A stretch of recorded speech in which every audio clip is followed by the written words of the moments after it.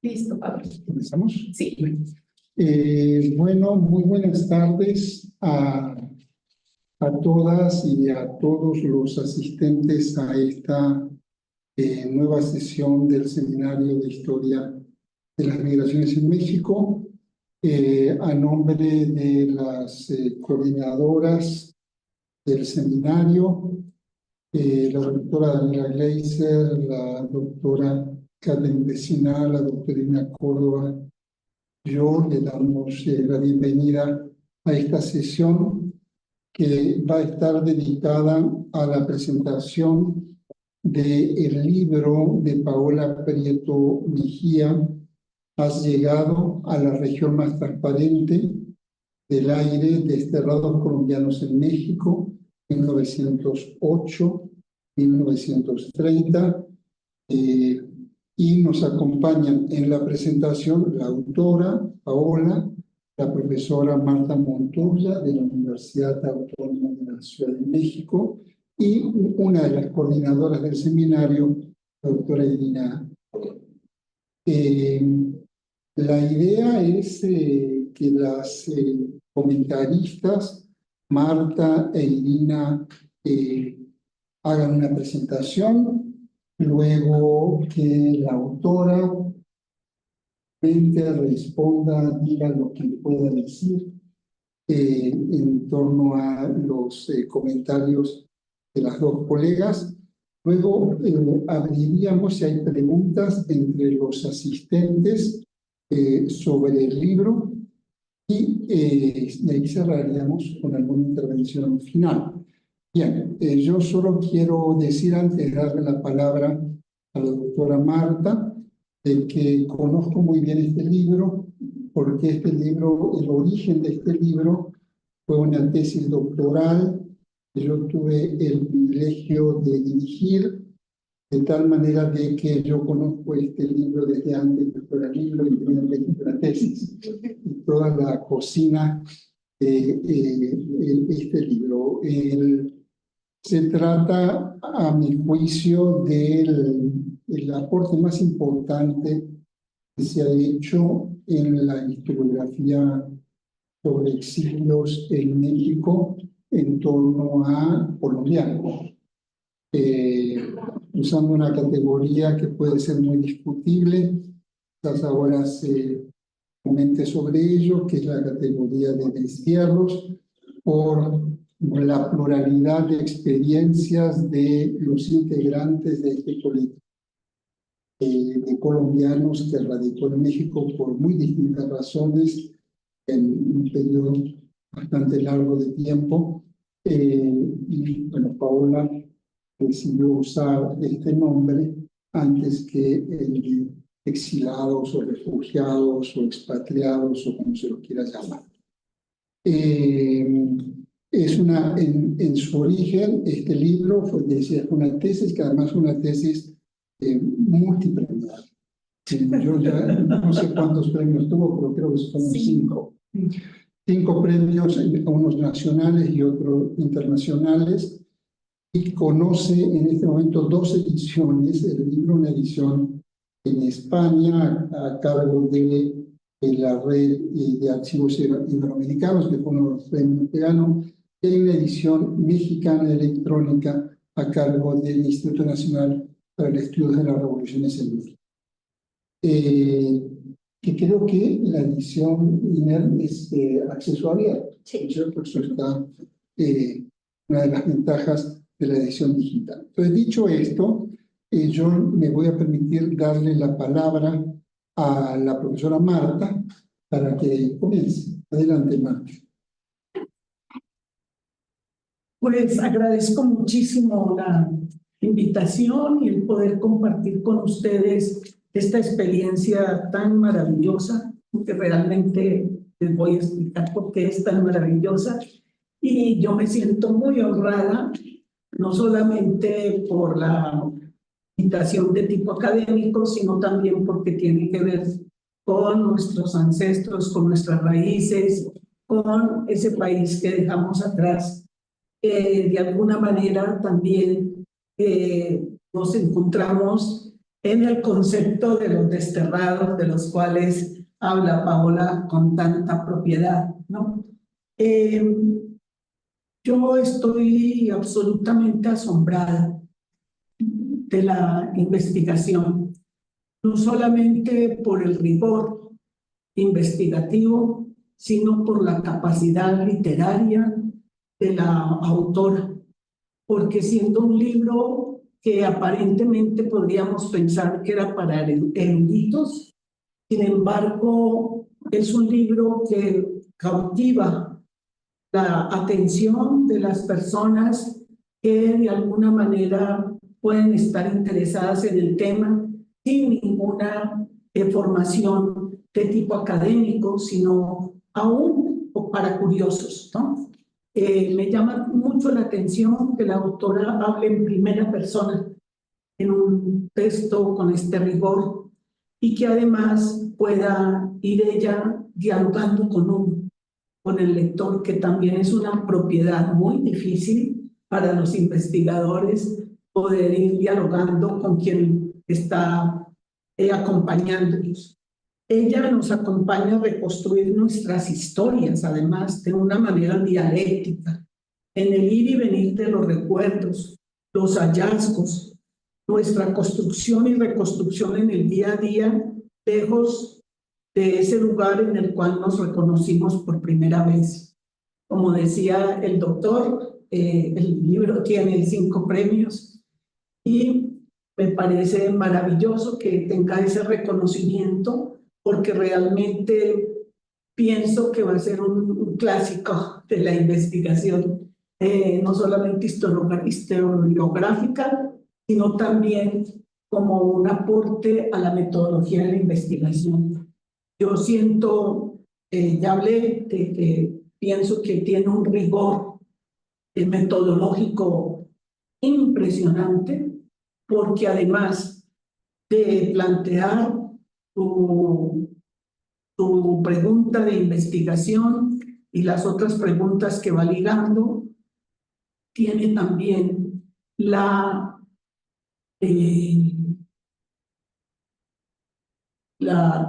tiene la posibilidad y la ejerce de ir argumentando cada una de sus posturas. Decía yo un poquito en chiste, pero es real, que desde que leía a Lenin cuando estaba joven, no había tenido la oportunidad de leer un texto con tantas citas bibliográficas y además citas que van acompañando al lector acerca de las argumentaciones que hace la autora, comprobando o desaprobando enunciaciones de los datos que va encontrando. Voy a hablar un poco de la manera como la autora compone el libro, que me encanta esa propuesta, y es que explora y entreteje 2 campos: el ámbito de las relaciones internacionales, comprendiendo como relaciones internacionales las relaciones políticas y las diplomáticas culturales. Un elemento que me parece supremamente importante en este momento, hablar de diplomacias culturales, porque la diplomacia se resecó en un proceso totalmente como normativo. Sin embargo, hablar de las diplomacias culturales es abrir todo un campo a la interculturalidad de nuestros países y a la posibilidad de un diálogo entre nuestras culturas. Entonces, la autora plantea estos 2 campos: el ámbito de las relaciones internacionales y los estudios sobre el exilio, y los sitúa en un lugar de refugio. Y entonces, a partir de ese lugar de refugio, analiza la conformación y transformación de los vínculos que se dan para poder llegar a ese lugar de refugio, y reconstruye también de una manera impresionante las trayectorias políticas e intelectuales de las personas. Ella habla de 9 desterrados, ¿no? Y lo hace de una manera como les decía, muy rigurosa, pero también nos muestra a esos personajes desde su humanidad, desde sus carencias, desde sus ideologías, pero también desde sus necesidades económicas, sus necesidades de sobrevivencia. Y entonces eso es muy hermoso, diría yo, porque no habla de los héroes, ¿sí? No habla de esas personas que vinieron a otro país a luchar por el otro país, sino que puede mostrar por qué vinieron, a qué vinieron, cómo se instalaron, cómo fueron sobreviviendo a esas situaciones que les tocaron de cambios políticos tan dramáticos, cómo se fueron adaptando a ellos, unas veces de una manera no tan honesta, otras veces también hablan de las deslealtades y de las traiciones y de los acomodos. Eso me parece muy interesante porque a veces vemos la historia como en blanco y negro, ¿no? Y Paola se puede acercar a esos seres humanos que muchas veces la historia no logra captar en su humanidad. Y plantea también, al hablar del lugar del refugio, la conjunción de dos circunstancias. Una es la ampliación y transformación de los vínculos que existían entre políticos e intelectuales desde el siglo XIX y también después con sectores estudiantiles y obreros. Y la circulación de información sobre México y la revolución en el espacio público colombiano, que se da una recepción diferenciada. Eso me parece también supremamente importante y un gran aporte del texto, porque muchas veces tomamos al otro país, al país de referencia, como homogéneo y no damos a conocer esas luchas internas ideológicas que se dan en ellos y que influyen directamente también en quienes buscan el refugio por una u otra razón.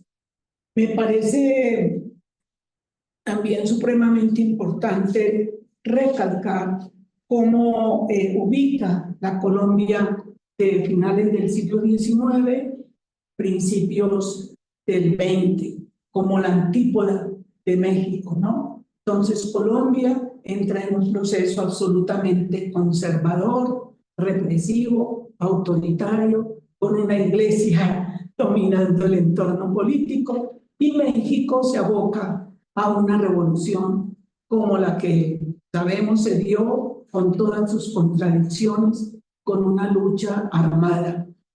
Entonces, es muy interesante esta dinámica que nos ofrece Paola, porque al mismo tiempo que este tejido va siendo de una manera interna acerca de esos estudios de caso, de estos personajes, se va metiendo de una manera profunda también en los contextos históricos, culturales y socioeconómicos de cada uno de los dos países.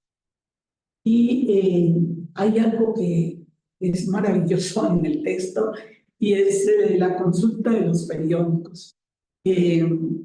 Ella hace un doble recorrido acerca de lo que plantean los periódicos y resalta algo que me parece muy importante para los futuros investigadores y para las personas que quieran profundizar en estos hechos, que es la manera, la intervención de los Estados Unidos permanentemente a partir de la propaganda política, cómo crean falsas noticias. Así que no es un descubrimiento, no es algo nuevo las fake news, sino que ya desde los Estados Unidos y de sus agencias se desataban estas noticias falsas, estas calumnias, y que desafortunadamente en esos momentos eran reproducidas tal cual por los medios. Y ahora nos sorprendemos de que los medios no investiguen, sino que retomen esas noticias y empiecen a circular pues las calumnias y todas las mentiras que se crean alrededor de los gobiernos democráticos de nuestros países para crear toda esta desestabilización frente a sus propuestas de transformación. Eso me parece maravilloso, y también el estilo que utiliza Paola, la doctora Paola, no es tan joven, me cuesta mucho decirle doctora, hace un doble recorrido por la patria que dejó, por el México que empezó a construir en su corazón y en su imaginario. Entonces, me impresiona mucho cómo se sitúa en esa Colombia, cómo la va recorriendo, como si tuviera una brújula, y va recorriendo parte por parte, y es capaz de hacer el recorrido imaginario que hicieron realmente estos desterrados, y poder contar cómo era su patria en ese momento para poder hacer esos recorridos, lo que significaban esas grandes faenas, y que ahora pues no nos sorprenda cómo son los recorridos por el Darién de todos nuestros migrantes que llegan también desterrados por tantas causas a este México, ¿no?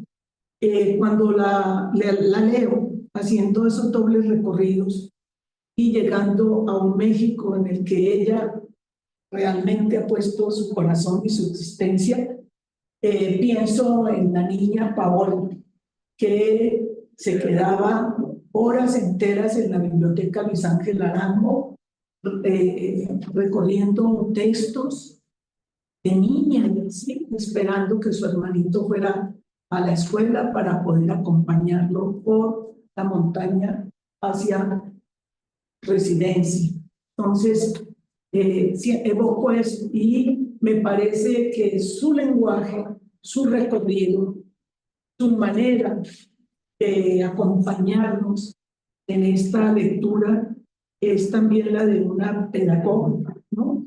Que de una manera dialéctica nos conduce por sus hallazgos, acompañándonos, diría yo, que llevándonos de la mano por estos hallazgos que encuentra de una manera persistente, de una manera casi que obsesiva en los datos que va registrando, y que además para ella también se llenan de preguntas.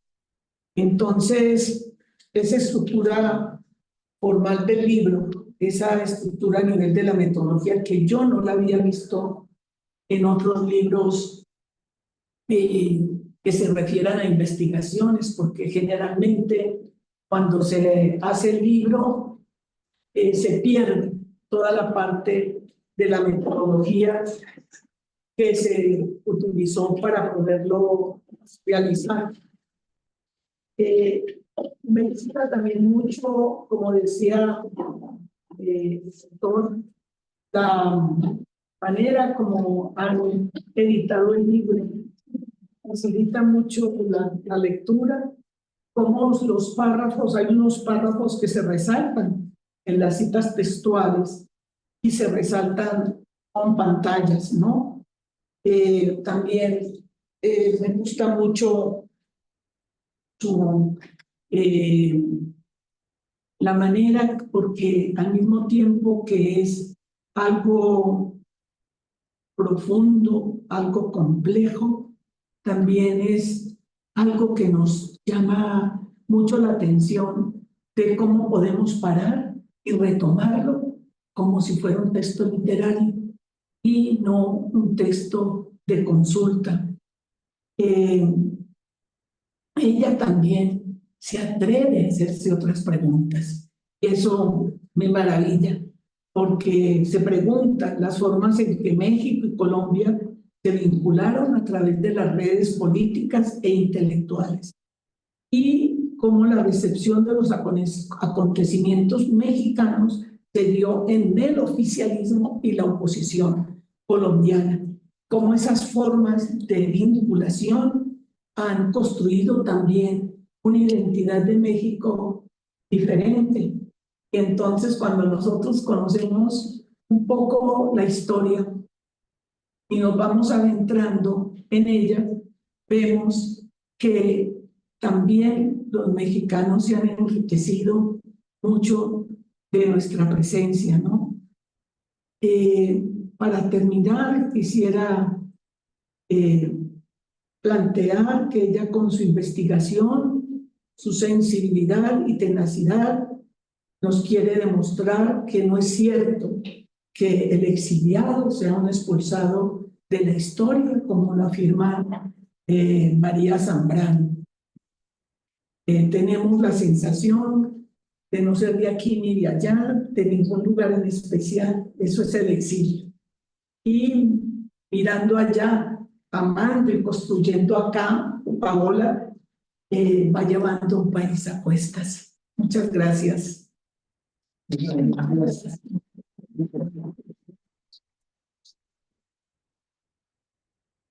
gracias. Efectivamente, bueno, Marta, pues luego vamos a conversar con algo más de detenimiento, pero sí toco puntos, creo que centrales en el libro de Paola, porque es un libro que en realidad cuenta muchas historias sobre dos carriles distintos. Uno es el vínculo político diplomático entre México y Colombia a lo largo de casi 30 años. Esta es una historia. La manera en que la Revolución Mexicana fue leída en Colombia, en una Colombia que estaba, como decía Marta, en las antípodas de México. Si de este lado había laicismo y antiimperialismo y desafíos en muchos terrenos políticos, culturales, intelectuales, en aquella Colombia había demasiado conservadurismo, catolicismo. Bien, pero esto en sí mismo es una historia que el libro cuenta y podría ser eso mismo solo un libro. Pero en realidad esta historia sirve a Paola para contar la otra historia, que es de dónde venía la gente que llegó a México, corrida por decisión propia o por decisión de alguna autoridad. ¿Qué hicieron en México esa gente? ¿Y de qué manera esos vínculos políticos e intelectuales entre México y Colombia fueron reforzados o resignificados a raíz de la presencia de estos desterrados? En algunos casos, estos desterrados regresan a Colombia. ¿Qué es lo que sucede con ellos una vez que vuelven a Colombia? En otros casos no es así. Y decía yo al principio, es un núcleo muy heterogéneo de gente, pero muy heterogéneo. Desde un personaje que la historiografía mexicana siempre confunde con español, pero que en realidad fue colombiano, es montañano, quizás uno de los primeros anarquistas a los cuales la revolución le aplica el artículo 33 en el año 13, que ha pasado por español, porque después se fue a España, etc. Pero realmente era colombiano, un liberal colombiano, luego anarquista, hasta un poeta y literato como Bárbara Jacob, que era un auténtico provocador, por decirlo menos, ¿no? Entonces, juntar todas esas historias tan disímiles en sus trayectorias vitales para darle una coherencia en una narración histórica, eso es uno de los esfuerzos más importantes que ha hecho Pablo en este libro. Pero le vamos a dar la palabra a Ira. Bien, creo que mi intervención no va a ser tan sensible ni tan sesuda como esta breve que acaba de hacer Pablo, Pero bueno, me dirigiré sobre todo a estos asistentes muy jóvenes con los que contamos el día de hoy, estudiantes seguramente de Paola, un poco para invitarlos a esta lectura de una obra de descarga gratuita, que eso es muy importante. Y quiero iniciar justo esta invitación señalando la importancia del texto para la historiografía sobre la Revolución Mexicana, la historiografía que nos explica la institucionalización de la tríada destierro, asilo, exilio, con sus especificidades y distinciones, y una historiografía propia de una historia social transnacional que repara en la forma como los sujetos actuaron para configurar las redes políticas e intelectuales que favorecieron a México como lugar de destino. Y aquí, ya lo ha dicho Marta, hay una precisión en la introducción del texto, donde Paola nos va explicando cuáles son estas categorías de análisis y cuál es el sentido de lo que ella está diciendo o de lo que pretende explicar a partir de su uso, ¿no? En este sentido, me parece muy importante decir que ella entiende estas redes intelectuales transnacionales como el conjunto de personas ocupadas en la producción y difusión del conocimiento que se comunican en razón de su actividad profesional a lo largo de los años. Y es necesario que esa comunicación, en lo que ella denomina nodos de una red, sea frecuente y densa, lo cual no significa que tenga el mismo ritmo todo el tiempo. Creo que esa es una observación muy importante y muy potente en esta definición de la red intelectual, sino que sucede con cierta periodicidad y regularidad, y que a raíz de eso se generan núcleos en la red. Unos van a ser más activos que otros, hay momentos de mayor y menor realidad. Eso me parece muy importante para centrarnos. Bueno, todo esto es lo que la y el lector puede encontrar expuesto como una narrativa amena, exhaustivamente documentada y articulada con rigor a partir de categorías de análisis claramente enunciadas, en las que son distintas las voces a partir de la diversidad de fuentes que se hace presentes en el relato que contextualiza y explica el tránsito de la y los colombianos que Paola ha estudiado. Más allá de los elementos formales que en la introducción la autora expone para explicar por qué emprendió este estudio desde la historia política e intelectual, resulta importante considerar que el libro constituye una astuta reflexión sobre las representaciones y usos políticos de los acontecimientos que dieron forma a los trasiegos por medio de los cuales los colombianos llegaron a México. La obra consta de dos partes. En la primera, titulada La aparición de México como posibilidad para el destierro de colombianos, se encuentran 4 capítulos. Un número igual es el que constituye la segunda parte del libro. Estos capítulos se deslizan mediante una minuciosa descripción de las experiencias de los desterrados en los que se centra el relato. Ricardo Arenales, mejor conocido por su seudónimo Porfirio Barbayaco, José María Vargas Vila, José Agustín Tamayo, Gustavo Ortega, Blanca y Juan Francisco Moncaleano, a quienes se acaba de referir Pablo, Tomás Uribe Márquez, Julio Flores, Tomás Herón Camargo y Julio Cuadros Caldas. México, en la opinión pública colombiana, es un relato que inicia con la publicación que se hizo de la entrevista Díaz-Creeman en el diario bogotano La Ilustración en julio de 1908, lo que le permite a Paola generar el escenario para notar que, cito, la relación entre los gobiernos de México y Colombia, al menos hasta el retorno de los liberales al poder en 1930, estuvo triangulada por la presencia y los intereses norteamericanos en el escenario político latinoamericano. Termino cita. Además de esto, Paola muestra cómo para líderes como Porfirio Díaz y Rafael Reyes, las sociedades que gobernaron hacían necesaria por parte de sus dirigentes una tutela más allá de sus propias convicciones republicanas. De manera concatenada, Paola expone el desinterés de la élite colombiana sobre la entrevista hasta que la propia renuncia de Reyes la capitalizó. La solidaridad latinoamericana es uno más de los aspectos que se exponen en este capítulo en torno al despojo de Panamá y la ocupación estadounidense de Veracruz en 1914.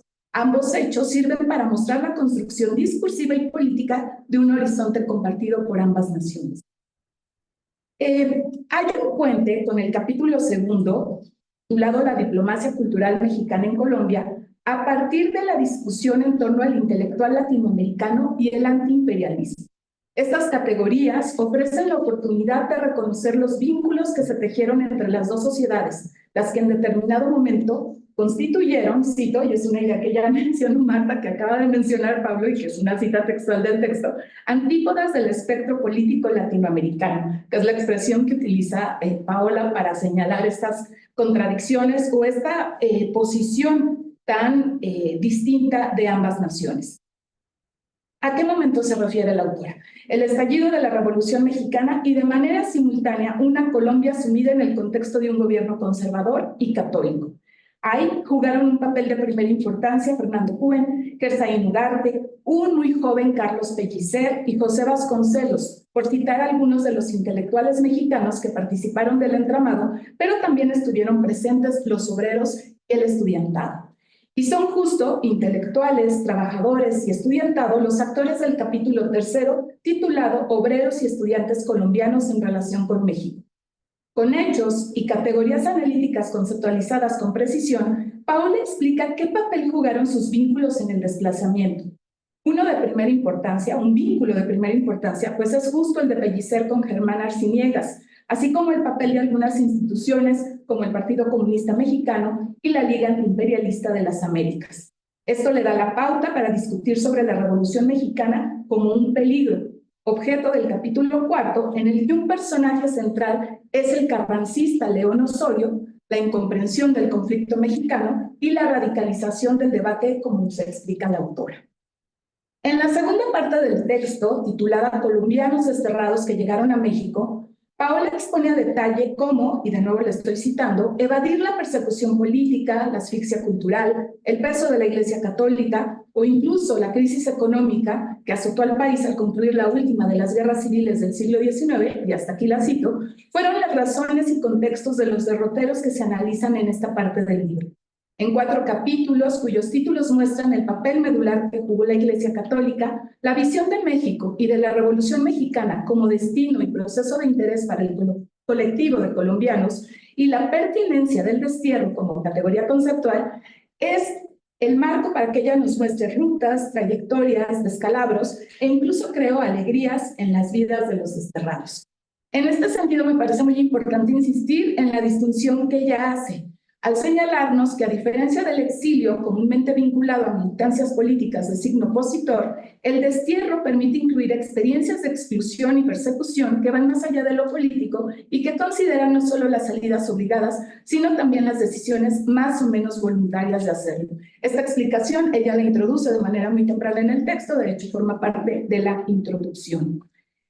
Uno de los méritos del libro, además de todos estos reconocimientos que ya nos hablan de la calidad de investigación que Paola logró consolidar de la mano de Pablo Yankelevich, además de estudiar las relaciones políticas, diplomáticas y culturales entre México y Colombia, que permitieron el proceso migratorio de colombianos hacia México entre 1908 y 1930, fue llevar el camino del destierro de lo testimonial al análisis histórico. Y de verdad a mí eso me parece muy rico, Paola, porque siempre estas fuentes que evocan la memoria, que evocan la forma como los colectivos que pueden ser muy distintos, en donde podemos reconocer cómo estas diversidades a partir de la etapa de la vida en la que te toca vivir el acontecimiento, de si vas o no con tu familia, de si estás o no estudiando, de si el lugar te abre oportunidades o no, son muy ricos para los historiadores, lo testimonial. Sin embargo, aplicar el rigor para que eso se construya en un relato sólido, crítico,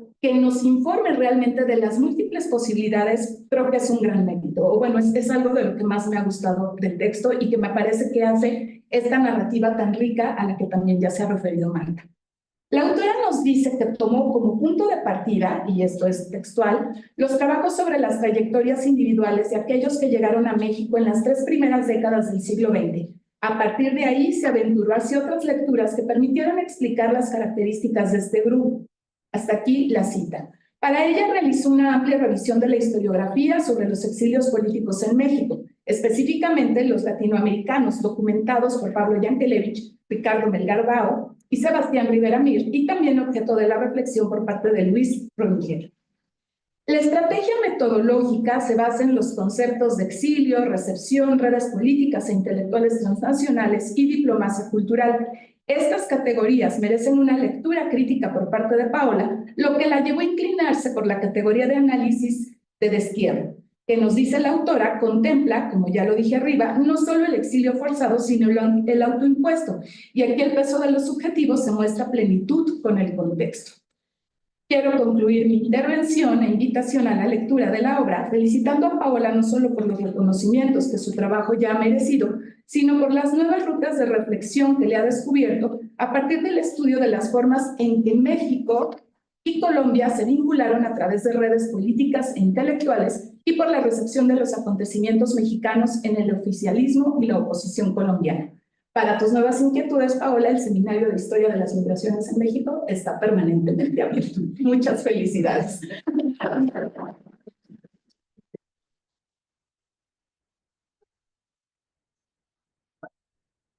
Muchísimas gracias, Lina, por la lectura que hiciste del texto de Paola, que en realidad además es un texto que viene, digamos, a colocar yo creo, un ladrillo más en una construcción continental de lecturas sobre México revolucionario en América Latina. Sobre el caso colombiano había muy poco, muy poco. Se conocían más o menos en profundidad algunas experiencias, sobre todo vinculadas al medio universitario, a las relaciones o los vínculos entre estudiantes universitarios mexicanos, colombianos, mediados sobre todo en los 20 por la figura de Vasconcelos. De hecho, la conocida y famosísima designación de Vasconcelos, maestro de la juventud, es una designación colombiana. Colombiano, reconocimiento. Pero no se sabía mucho más. Como tampoco se sabía mucho más de ciertos personajes. Estaban más o menos bien estudiado el caso de Cuadros, el caso de Barba Jacob, de alguna manera Vargas Vila, que son por otro lado los que más testimonios dejaron por escrito de su paso por México. Pero de los otros había muy poquito. Y la tarea de rastrear la información para reconstruir esas biografías, eso solo lo pudo hacer Paola, porque la paciencia de Paola para buscar papeles es infinita. Aquí, allá, en Estados Unidos, etc. Entonces, lo que digo es de que este libro es un ladrillo más porque en las últimas décadas vamos sabiendo cada vez más cómo fue la recepción del México revolucionario en América Latina, cómo fue que México se fue convirtiendo en territorio de refugio, de asilo, hasta la fecha, de latinoamericanos. Entonces, estaba más o menos estudiado América del Sur, sobre todo Argentina, Uruguay, Chile, con distintos trabajos, tesis, libros publicados, por supuesto Perú, algo de Bolivia, más o menos en Cuba, un poquito de América Central, pero el caso colombiano era ahí una vacante, un pendiente, que este libro viene a llenar. Un vacío realmente significativo en la historia, tanto de los vínculos políticos y diplomáticos y culturales, como en el terreno de los estudios sobre los refugios, porque en realidad estos son los primeros refugios del siglo XX, dejando al margen la Gran Colombia, el pasaje por aquí de Simón Bolívar. ¿Sí? Pero para los modernos exilios, este es el primer. Entonces, dicho esto, yo le daría la palabra a la autora para que comente, responda, cuente lo que... Bueno, yo me voy a tomar la libertad, y ya que todo lo académico y toda la explicación científica de cómo escribí este texto está acá, y Marta y Irina ya han hecho algunas referencias al respecto. Pues yo me quiero ir un poquito por eso que me motivó a mí a escribir este texto, a dedicarme 5 años a escribirlo, y que va más allá de motivos académicos, que va más allá de la pasión por mi oficio como historiadora y que tiene que ver con de dónde vengo y dónde estoy.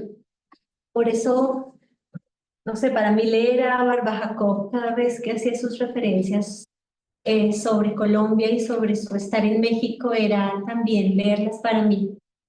Entonces inicio mi intervención con una frasecita de Barbajacó. Encontré en un texto de él. Colombia es mi niñez y mi adolescencia. México es mi juventud y mi dolor. ¿Cómo llegué yo a escribir este texto? Escribo como estas paginitas chiquitas respondiendo a esta pregunta. Desde la licenciatura me interesé por procesos históricos que fueran más allá del marco nacional. Nací y crecí en la capital de Colombia y eso me llevó desde muy pequeña a ser consciente de la situación privilegiada que ha hecho de las ciudades capitales latinoamericanas versus las ciudades más pequeñas, lugares que han concentrado los recursos políticos, culturales y sociales en detrimento de esos otros lugares. Desde que inicié mi formación como historiadora en la Universidad Nacional de Colombia, sede Bogotá, cuestioné siempre la pretensión nacional de las historias que se escribían desde ese centro. Por eso decidí ir más allá de lo nacional y trabajar procesos históricos que me llevaran fuera de Bogotá. Fue así como llegué al exilio español con un proyecto sobre la revista Espiral de Artes y Letras, fundada por Clemente Eiro en Bogotá en 1944. Ese proyecto era la excusa perfecta para salir del frío centro bogotano y descubrir los vínculos que desde allí se habían tejido con el exterior. Con esa investigación toqué las puertas de la UNAM y de la oficina del Dr. Yankelevich, en busca de una beca para cursar mis estudios de maestría y de su asesoría. Al finalizar ese proyecto y decidida a extender mi estadía en México más allá de los dos primeros años que había contemplado inicialmente, acepté la sugerencia de mi tutor de estudiar el exilio de colombianos en México a principios del siglo XX. Estaba decidida a pasar los próximos 4 años de mi vida reconstruyendo los vínculos políticos, culturales y diplomáticos que habían hecho posible la migración y el exilio de un grupo de colombianos, que como yo habían emprendido, aunque hacía más de un siglo, su viaje a la región más transparente de la época. Claro, ellos habían sido hasta cierto punto expulsados por el régimen católico conservador colombiano, y yo solo lo había hecho por voluntad propia, ante un sistema económico y político que había ahogado hasta tal punto a la universidad pública que ésta, para sobrevivir, había volcado sus esperanzas en el dinero que podía captar de los posgrados para sostenerse económicamente. Si bien muchas cosas me separan de esos hombres del siglo XIX, los llegué a sentir muy cerca. Quizá por eso me ataque la nostalgia, así que pido de antemano su consideración. Cuando leí la crónica de Porfirio Barbajacó, la crónica que Porfirio Barbajacó escribió sobre su llegada a la Ciudad de México en 1908, sus primeros paseos por Reforma, el asombro que le produjeron los palacios de la ciudad, inevitablemente recordé esa noche del 27 de julio del 2014, cuando un avión de Interjet proveniente de Bogotá sobrevolaba la Ciudad de México en busca de una pista para aterrizar. Más tarde, al caer la noche, bajo el cielo encendido, diviso a lo lejos la urbe luminosa, decía el poeta, destacada en un fondo de ensueño real que se acerca, coro de voces, confuso rumor de la multitud que se estremece y se agrupa y se forcejea por llegar. Toda una visión amplia y soberbia, toda una sensación de vida, intensa, trémula. Leyendo esto, más de 100 años después, me da la sensación de que la agitada vida mexicana siempre nos sorprenderá a quienes provenimos de las montañas colombianas. También logré encontrarme en los relatos de José Agustín Tamayo, que empecé a sentirse atraído por los aires de la revolución, y lo cito: vine de ignoto, lejano confín, atraído por la idea revolucionaria de México. Única luz que en mi concepto podrá iluminar algún día el sendero desconocido aún de la justicia. pese a haberse sentido atraído por la revolución, no logró entender la dinámica política que estaba sacudiendo al país en 1914. Vuelvo y lo cito. Yo era como un pasajero inocente a bordo de una nave que va directamente al abismo, afirmaba Tamayo. El pasajero no es tripulante ni capitán. En un naufragio carece de autoridad, deberes y derechos para salvar la nave. La situación política era filibusterismo y mi filibusterismo era forzado. También me vi en la desilusión de Rómulo Rosso frente al Estado colombiano, cuando ante su deseo de regresar y enseñar en la Universidad Colombiana todo lo que había aprendido de sus colegas mexicanos, le habían negado el apoyo económico necesario para trasladar por mar sus obras. No sé si un día regrese a Bogotá, tampoco sé si ese día me sienta como Cuadros Caldas, pidiendo a Cárdenas que le permita regresar a México de donde fue expulsado, porque no logró encontrarse en el lugar que lo vio nacer.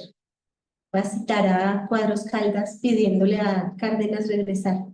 Necesito también regresar a México para hacer la edición de 4 libros y para asegurar la educación de mis hijos, a quienes me obligaron aquí a bautizar, so pena de verlos excluidos de la escuela pública. Yo sé que esta es la presentación de un libro de historia, un trabajo académico riguroso que reconstruye los vínculos políticos, culturales y diplomáticos que permitieron el viaje a México de un grupo de desterrados colombianos. Ustedes podrán encontrar en sus páginas el soporte académico e intelectual que hicieron de esto una investigación premiada por varias instituciones, tanto mexicanas como extranjeras. Por eso me permito expresar esa parte que no está explícita en sus páginas, aunque muchos lectores han sabido sentirla, y es la energía que me llevó a dedicar 5 años de mi vida a un proyecto que no solo considero importante por lo que dice sobre las relaciones entre México y Colombia y sobre los colombianos en México, sino porque fue escrito para contribuir desde mi trinchera a la consolidación de la paz en Colombia con un relato histórico sobre sus exiliados. Por esta razón, no voy a referirme a los objetivos, justificaciones, referentes historiográficos y metodológicos. De eso ya se ocuparon mis predecesoras y seguramente lo hablaremos más adelante conforme vayan surgiendo las preguntas del público. Agradezco infinitamente el tiempo que dedicaron para leer este trabajo y los comentarios que han hecho. También agradezco mucho a mis estudiantes. Es muy bonito decir mis estudiantes. A mis primeros estudiantes. No sé si lo sabían, pero ustedes han sido mis primeros estudiantes. Para cerrar, quiero agradecer a México, a la UNAM y al CONACYT por haber sido el soporte institucional de este trabajo. Hoy en día, con tantos estudiantes colombianos becados por el Estado mexicano, pareciera que se ha invertido más recursos en las investigaciones sobre nuestro pasado y sobre nuestros problemas actuales que el mismo Estado colombiano. Por eso, y por haber sido el refugio de tantas de nosotras durante más de un siglo, gracias. Agradezco al doctor Pablo Yankelevich su lectura cuidadosa de cada uno de los borradores de este texto. Consejos, regaños, duelos, fueron una importante guía para mí, en un camino que debía hacer al andar. Su experiencia me permitió definir con mayor facilidad los rumbos de este trabajo y no quedarme tanto tiempo perdida en veredas sin salida. Agradezco igualmente a la doctora Josefina MacGregor y a los lectores de esta tesis que fue este libro. Sus sugerencias me ayudaron a perfilar y delimitar este trabajo. Agradezco a todas las personas que en México y en Colombia fueron el soporte de esta tesis, a mis amigas, a mi familia, a mis compañeras de doctorado, a todas las personas que lo rodearon, también a mis gatos que estuvieron ahí conmigo y lo cual causó problemas, casi no me titulo por eso. Y bueno, no me queda más sino eso, agradecimientos. Es un trabajo que disfruté y odié y sufrí, pero que hoy cuando lo veo impreso y cuando regreso a sus páginas, recuerdo la emoción que me produjo encontrar cada uno de sus papeles y encontrar cada uno de esos argumentos que voy tejiendo a lo largo del texto. Pues les digo, sobre todo a los jóvenes que nos acompañan acá, que esa emoción por encontrar un documento es de las cosas más bonitas que tiene nuestra profesión. Y bueno, ya. Muchas gracias.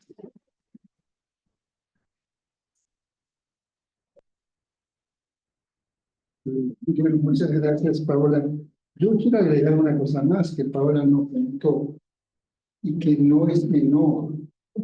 Es que esta tesis fue redactada y terminada de investigar pandemia. Cosa que parece que nos olvidamos de ello.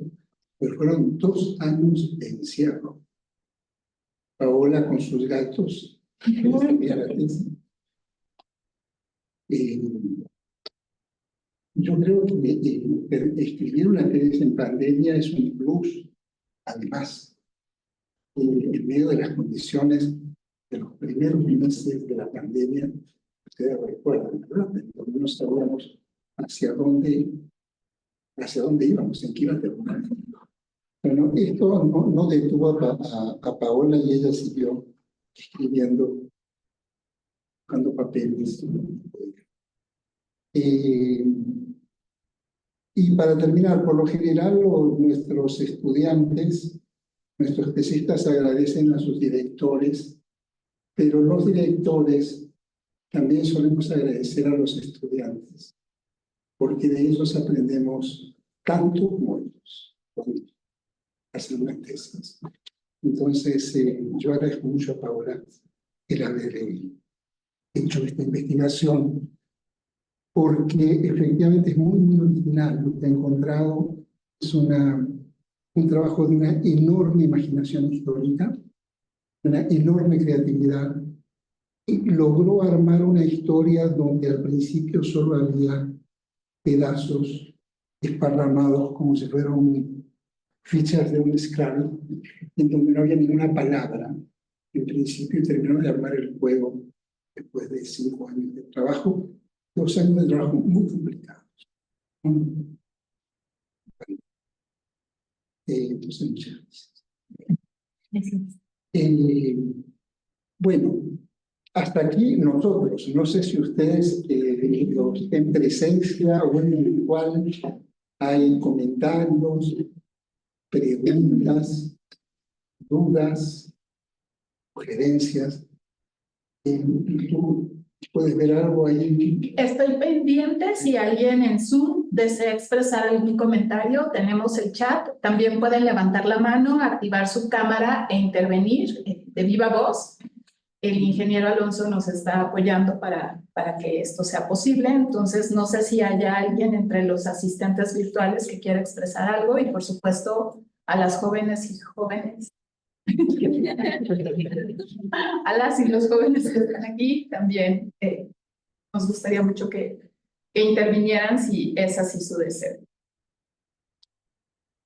Si nadie se anima, bueno, yo voy a empezar con una cuestión que quedó pues justo evidenciada en la lectura y que yo te quería preguntar cómo lo resolviste, Paola, porque creo que eso puede ser muy formativo, que nos compartas esta reflexión, sobre todo en presencia de estos jóvenes estudiantes de historia, es cómo la diversidad de fuentes que te permitieron construir el relato no se volvió caos.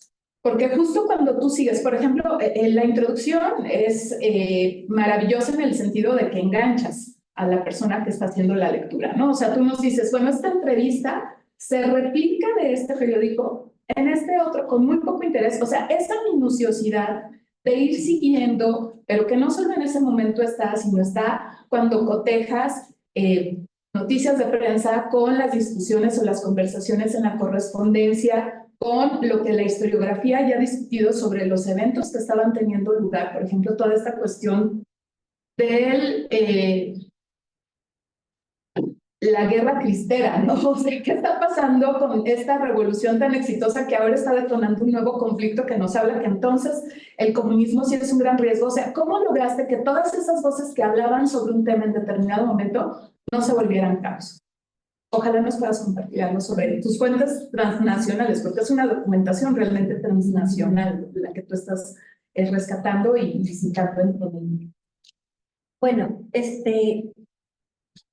primero creo que tuve la fortuna de poder viajar a Colombia cada año a hacer trabajo de archivo. Y aprovechaba en mis vacaciones y me la pasaba en la biblioteca, en el archivo, recogiendo documentos y también tuve la fortuna de aprenderle a muchas personas el uso de Excel y de que poder clasificar con mucho detalle los diferentes tipos de fuentes que iba registrando. Entonces, iba registrando la correspondencia en una rejilla aparte, iba registrando toda la bibliografía, iba registrando los documentos de archivo.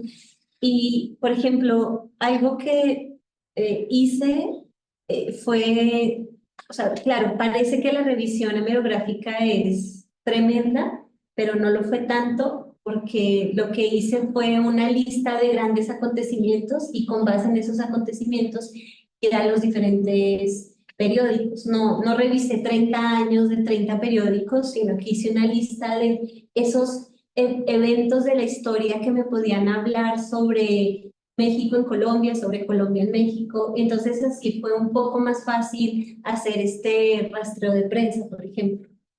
El tema de la correspondencia, ese creo que es uno de esos caminos que aún, de los que me regresé porque no encontraba mucha salida, que quizá retome en algún otro momento, como hice con el Registro Nacional de Extranjeros, porque tengo todo el registro de la correspondencia en la que podían estar vinculados colombianos México. Entonces, ahí aproveché toda esta tradición mexicana de publicar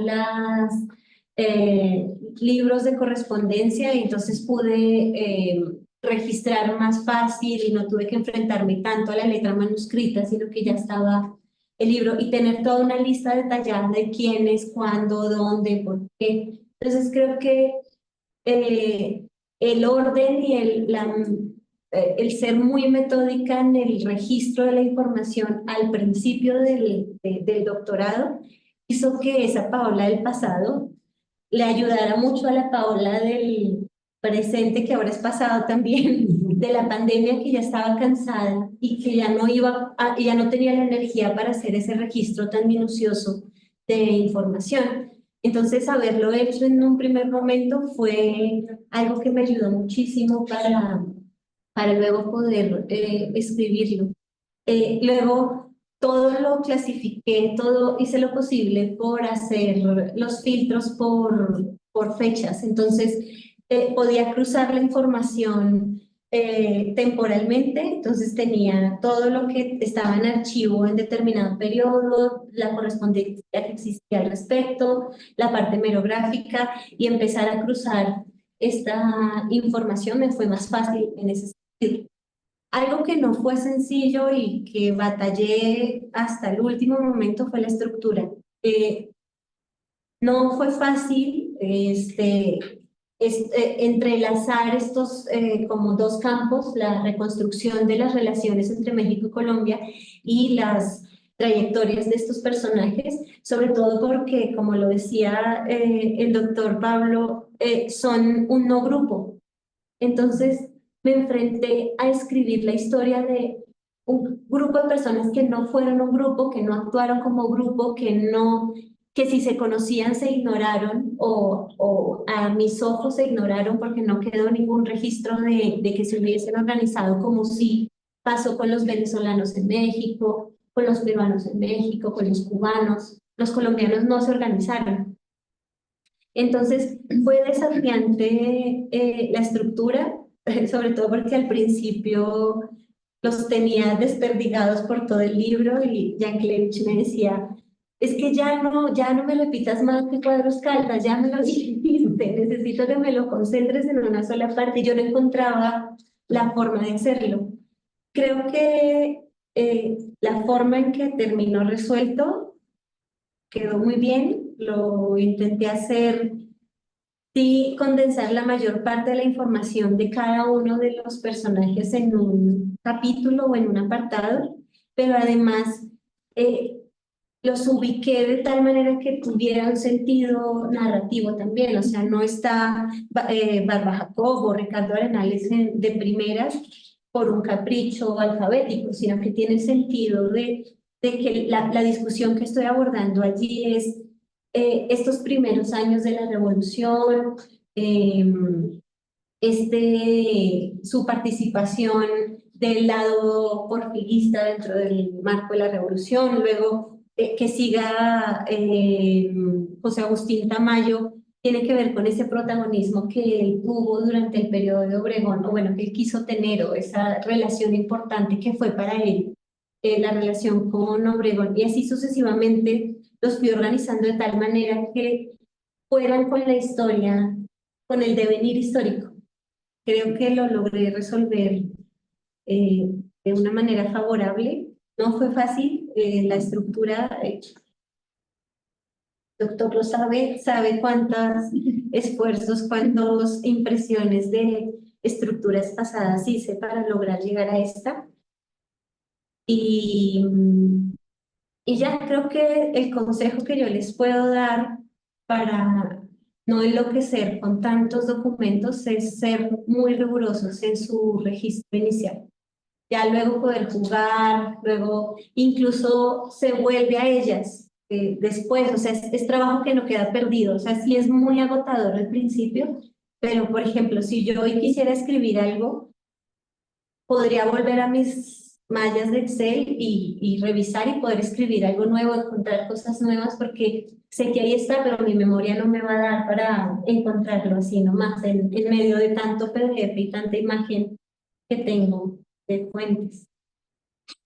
Pues muchas gracias, jóvenes. La sistematización, como les acaban de señalar, pues es un punto muy importante. En el chat, bueno, Mabel manda saludos a la profesora Marta Montoya, una felicitación a Paola por el libro, y Cristina Sánchez nos quiere intervenir. Cristina, adelante, puedes activar tu micrófono. Sí, gracias. ¿Me escuchan bien? Súper bien. Sí. Gracias, buenas tardes. Pues celebro mucho estar, al menos así sea de manera virtual, acompañando esta presentación.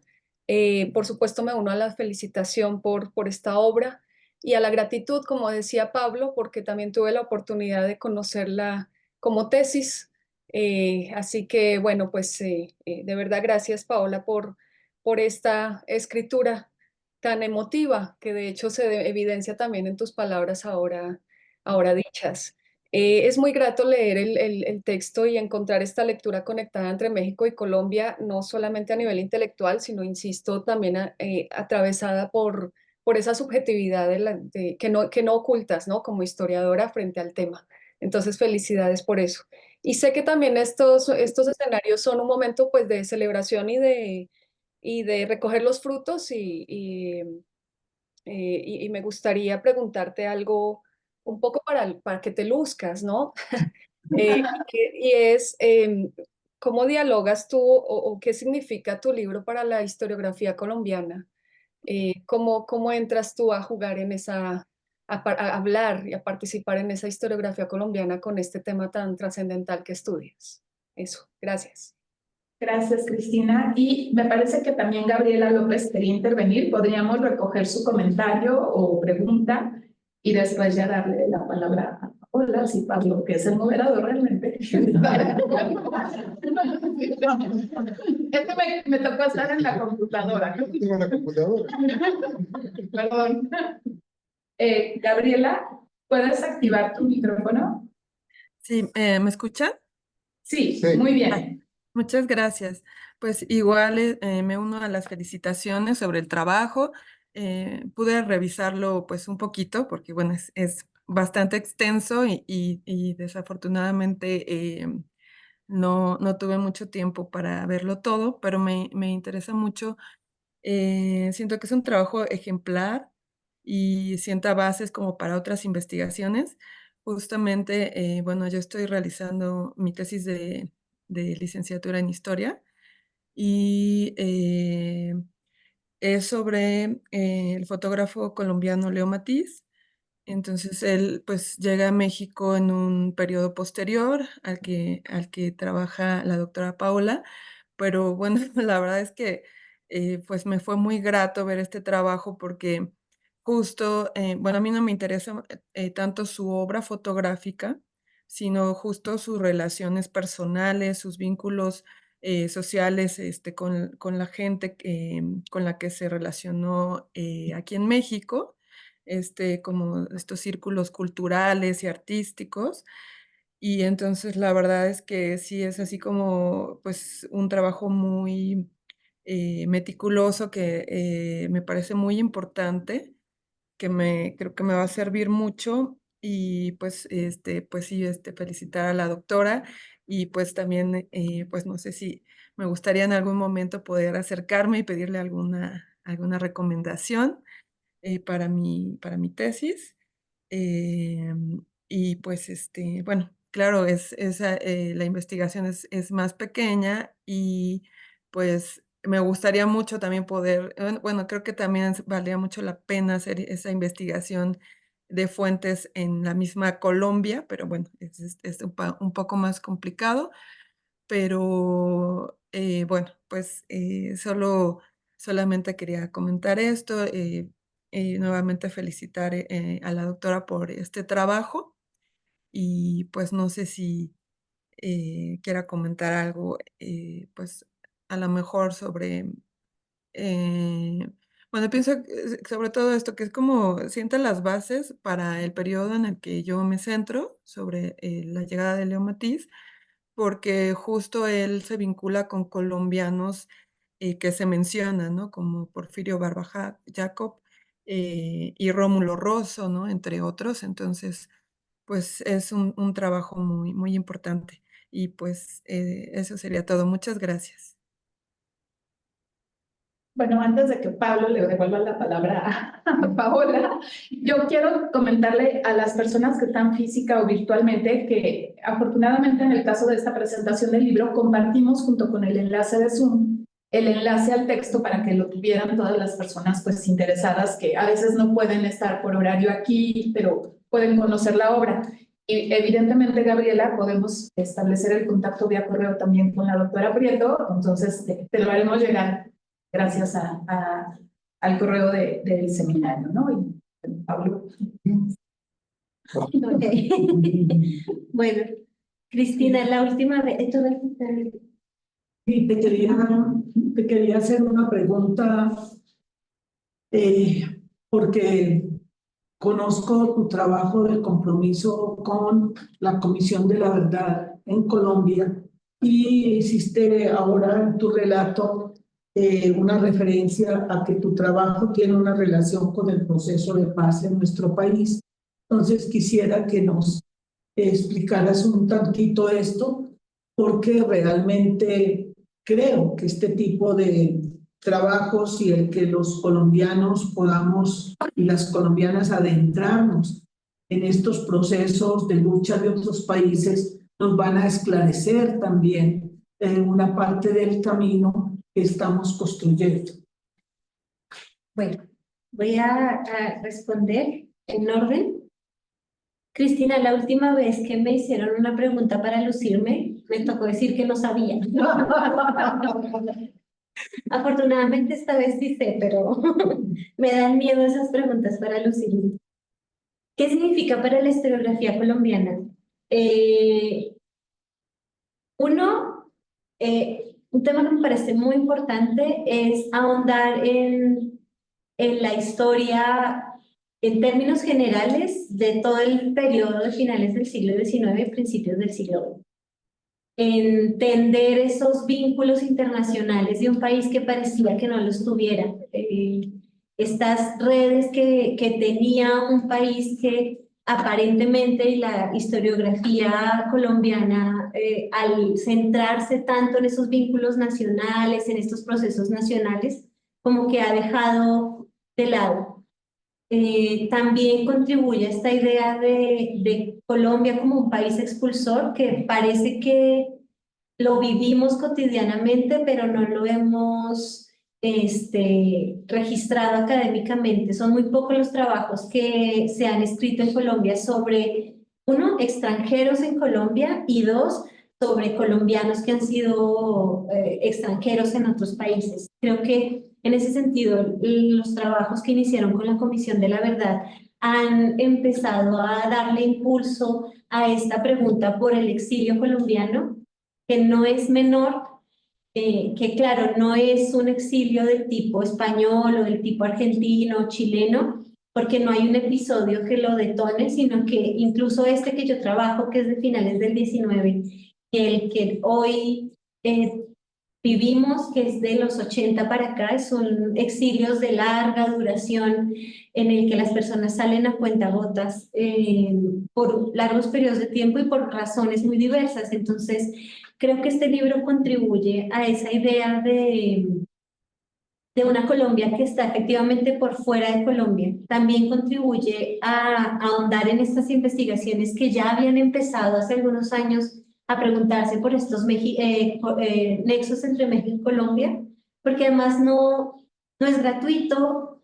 Creo que la inquietud por historizar esos vínculos nace de la propia experiencia de estudiantes inmigrantes colombianos que han venido a México y de esos retornos que hacen que haya hoy tantos restaurantes mexicanos en Bogotá como yo no conocía hace 10 años.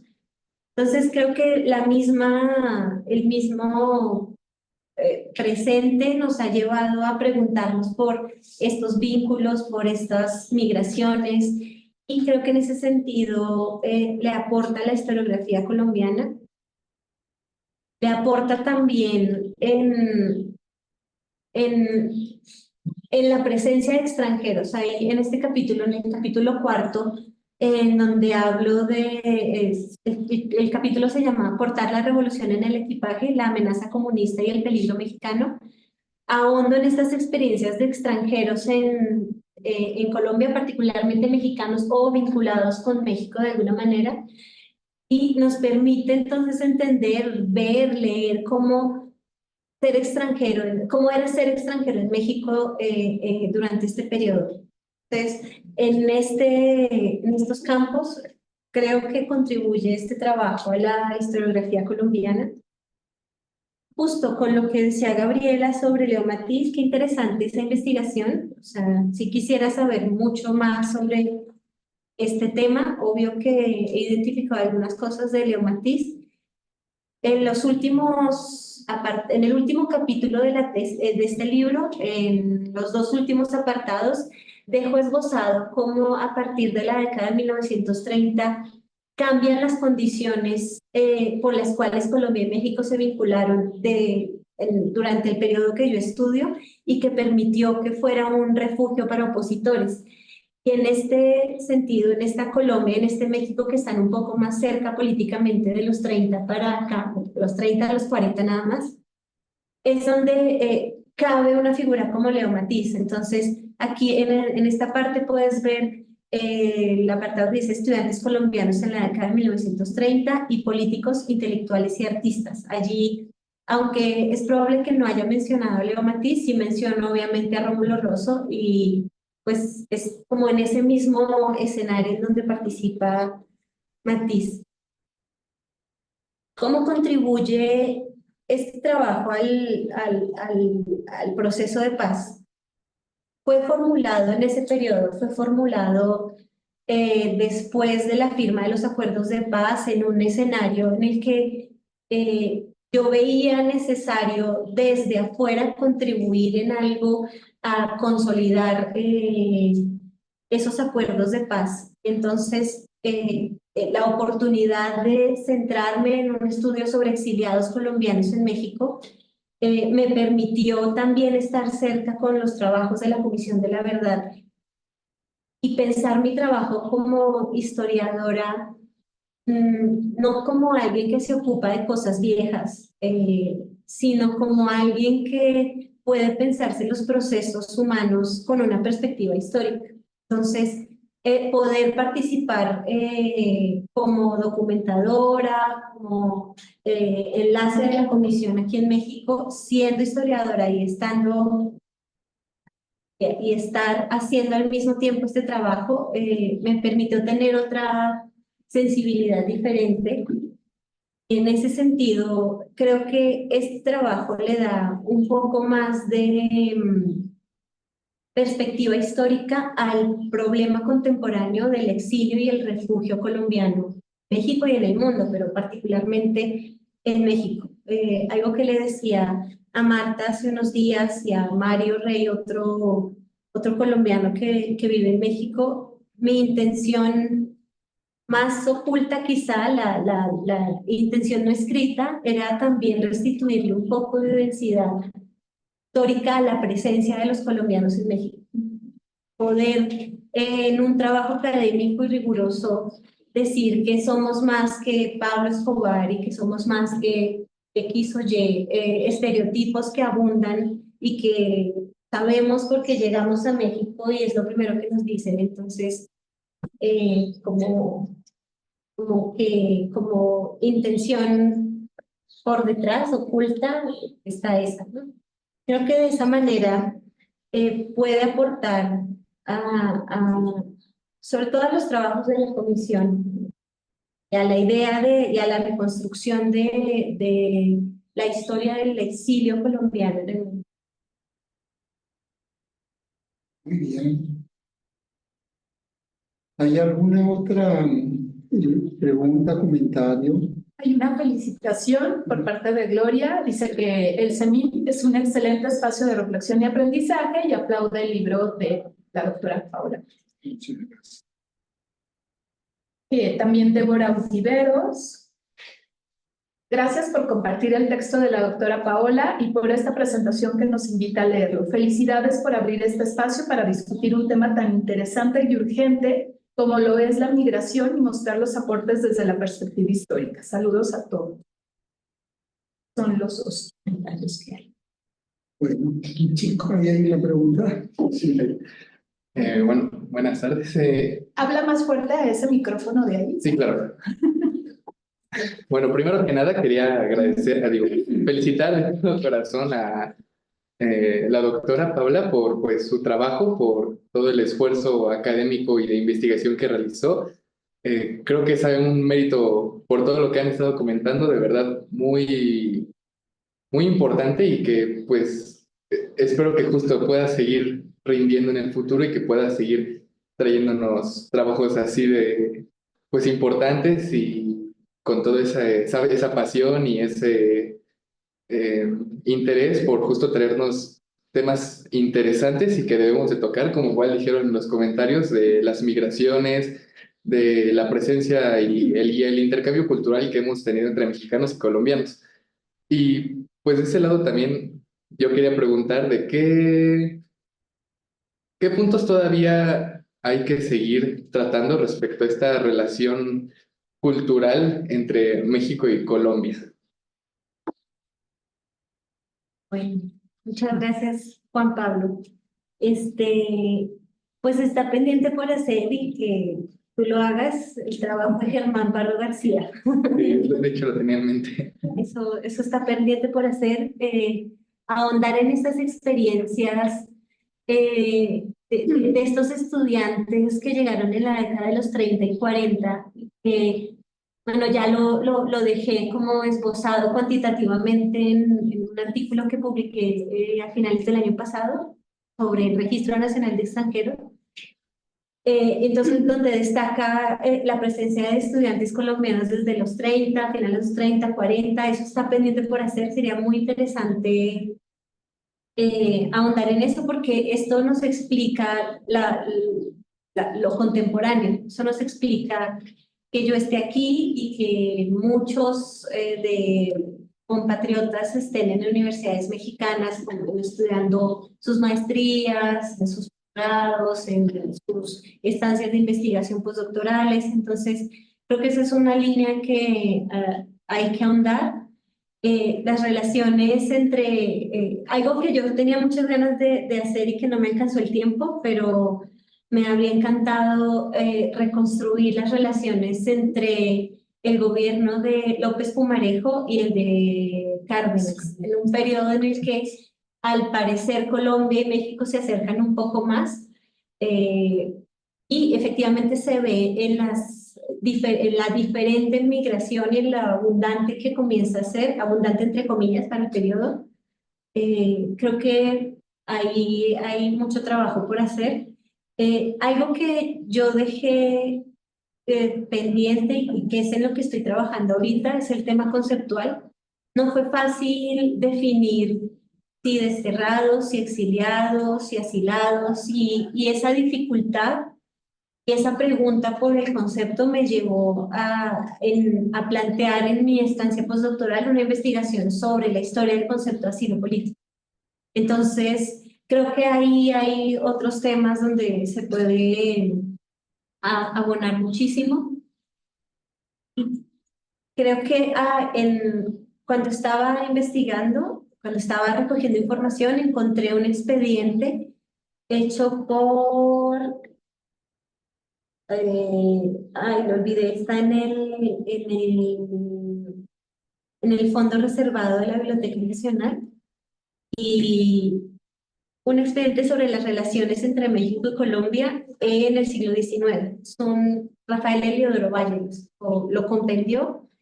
Y entonces está por escribirse eso, el primer tratado que se firmó, el primer tratado que México firmó como país independiente, lo firmó con Colombia en 1826, cuando compartían fronteras. Entonces, creo que esas relaciones en el siglo XIX están por escribirse también.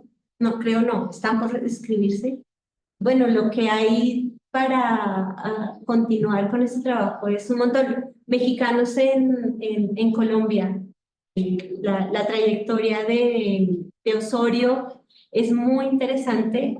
Lamentablemente, cuando yo encontré la figura de León Osorio, estábamos en pandemia, no tuve la posibilidad de encontrar más documentación que me permitiera reconstruir su vida aquí en México y en Colombia. Lo que construí lo hice en pandemia, entonces eso dificulta un poco el proceso, y ahí habría muchísimo que escribir también. Está Gilberto Owen, que llegó a Bogotá, hay una serie de mexicanos que también pasaron por allá y que también estaría muy interesante escribir esta historia como de ida. Ya, creo.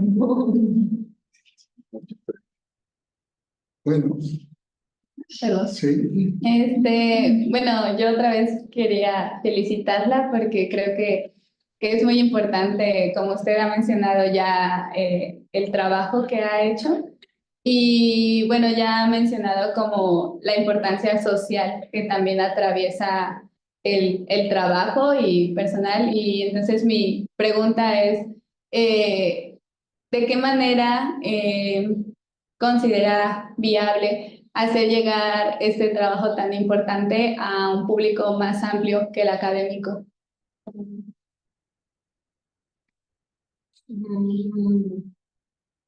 Uno, creo que espacios como estos permiten hacer divulgación.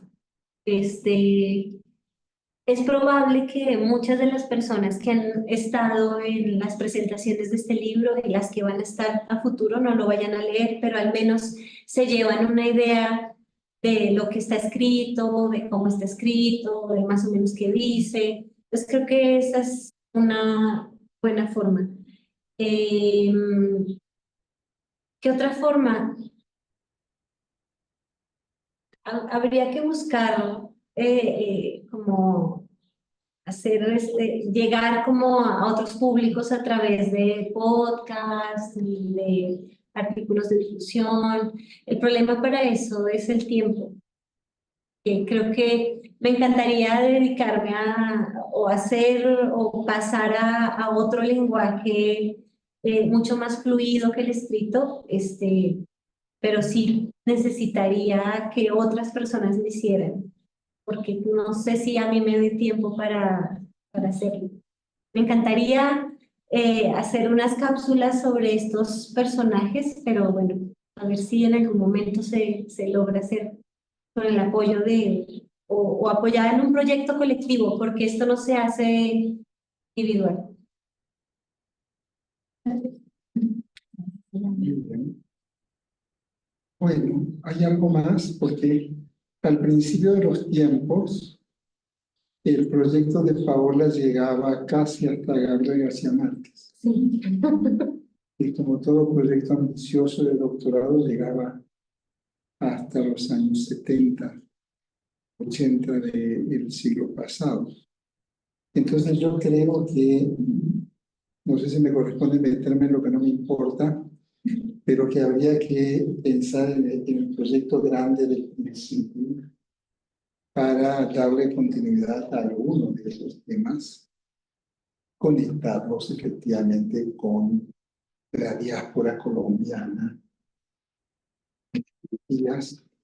que es muy importante. Ahora sí, cuantitativamente es muy poderosa, no solo en México, prácticamente en toda América y parte de Europa y de Estados Unidos. Entonces, uno de los pendientes es retomar aquel proyecto enorme de hace como 6 o 7 años que llegaba hasta los años 70, colombianos en México, Álvaro Mutis, Fernando Camarero, etcétera, etcétera, etcétera. Bueno, si no hay más comentarios o intervenciones, daríamos por cerrada la sesión, agradeciendo a todos y a todas los presentes virtuales, esta sesión dedicada a la presentación del libro de Paola Prieto ha llegado a la región más transparente del aire, agradeciendo a Marta, a Irina, por supuesto a Paola, e invitándolos a las próximas sesiones. Creo que es Bueno, les haremos llegar una comunicación general con, ya saben, título. En este momento todavía no tenemos calendarizado algo, pero nos estaremos comunicando próximamente para darle continuidad a nuestras tareas y esperamos que las jóvenes y los jóvenes estudiantes nos den en otra ocasión. Muchísimas gracias. Muchas gracias a todos, a todas.